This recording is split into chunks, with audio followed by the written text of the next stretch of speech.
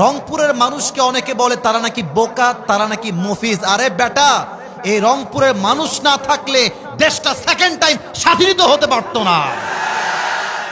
রংপুরের শহীদ আবু সাইদ যখন তার বুকে তাজা রক্ত ঢেলে দিয়েছে, তার বুকের গুলি জাস্ট তার বুকে লাগে নাই, এই গুলি লেগেছে তাওহীদি জনতার কলিজায় গিয়ে আঘাত লেগেছে।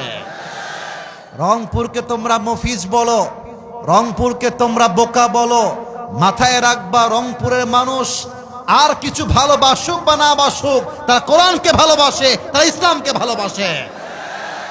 আপনি অন্য জায়গায় মাহফিল করেন নাই, রোদের মধ্যে লোক কোথায় পান আমি দেখবো আপনাকে? আপনি লোকই পাবেন না, 300-400 লোক পাবেন, প্রচন্ড রোদের তাপ। তারপরেও যে জোয়ার দেখতে পাচ্ছি, এটাই প্রমাণ করে এই রংপুরের জমিন থেকে ইসলামের ঘাঁটি তৈরি হবে ইনশাআল্লাহ। 2 নাম্বার কথা বলতে চাই রংপুরের মাটিকে নিয়ে। আমি আসিফ হুজুর পুরো বাংলাদেশ ট্রাভেল করেছি, পুরো Bangladesh, entire city, entire district, সব জায়গায় গিয়েছি। প্রত্যেক এলাকায় হয়তো বা যাই নাই, প্রত্যেকটা জেলায় আমি গিয়েছি।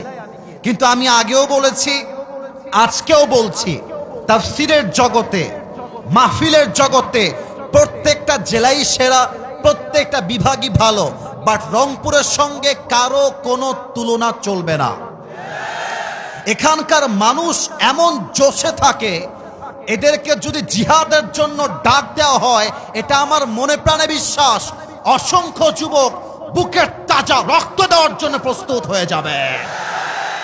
আল্লাহ রংপুরের জমিনকে কবুল করুক, পড়েন সবাই আমিন। আপনাদের বউ আছে কার কার একটু হাত তোলেন? বউ আছে? আচ্ছা, বউ আছে, হাত নামান। এবার যারা কপাল পোড়া, বউটো কেউ নাই, কপাল পোড়ারা একটু হাত তুলে দেখি, তোমাদের হাত দেখা যাক। আপনাদের কারো বউ নাই? আমি বিশ্বাস করি না। আচ্ছা যুবক ভাইয়ারা, হাত নামাও, হাত নামাও। আমার আব্বা জানদের পায়ে আজকে হাত রাখলাম, আমি আসিফ হুজুর আব্বা জানদের পায়ে হাত রাখলাম, মাদের সামনে 2 হাত জড়ো করলাম। এই যুবকদের চরিত্র রক্ষা করতে চাইলে একমাত্র বিয়ে ছাড়া সেকেন্ড কোন অপশন হতেই পারে না আমার যুবক ভাইরা। এদেরকে R15 দিয়ে খুশি করা যাবে না, iPhone 16 Pro Max দিয়ে খুশি করা যাবে না। এই যুবকরা খুশি হবে একমাত্র চরিত্রবান দিনদার মেয়ে বউ হিসেবে পাওয়ার মাধ্যমে। আব্বা বোঝে না রে, আব্বা বোঝে না। আব্বারা বলে যে বাবা নিজের পায়ে দাঁড়া, দাঁড়িয়ে তারপর তুই বিয়ে কর।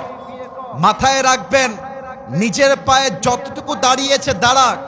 বাবা হিসেবে আপনার দায়িত্ব এটা বলা যে বাপ তুই বিয়ে কর, চরিত্র বাঁচা, দরকার হলে 1 বছর আমি তোকে দেখব, তোর বউকে আমি বাপই দেখব, ঠিক কিনা বলে? বাংলাদেশে আইন করা হয়েছে 18 বছরের নিচে নাকি কোনো মেয়ে বিয়ে করতে পারবে না।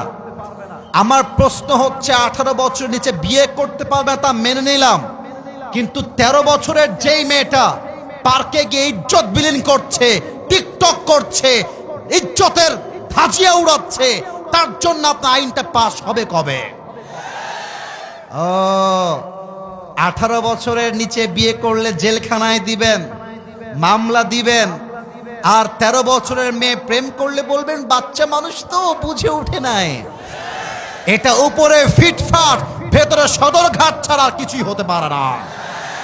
এবং আমার অবাক লাগে মেয়েদেরকে দেখলে, এক একটা মেয়ে 4-5টা বয়ফ্রেন্ড বিলং করে। আমি জানি এই কথার জন্য অনেকে রাগ করবেন, আমি জানি, আমি জেনেই বলছি। আমার কথা একটা, যেই মেয়েগুলো আজকে টাকা পাইলে, সরকারি চাকরি পাইলে বুইরা টাকলার সঙ্গে বিয়ের পিড়িতে বসে যায়, এই মেয়ে জীবনে যাই পাক আর না পাক সুখের সন্ধান কোথাও খুঁজে পাবে না।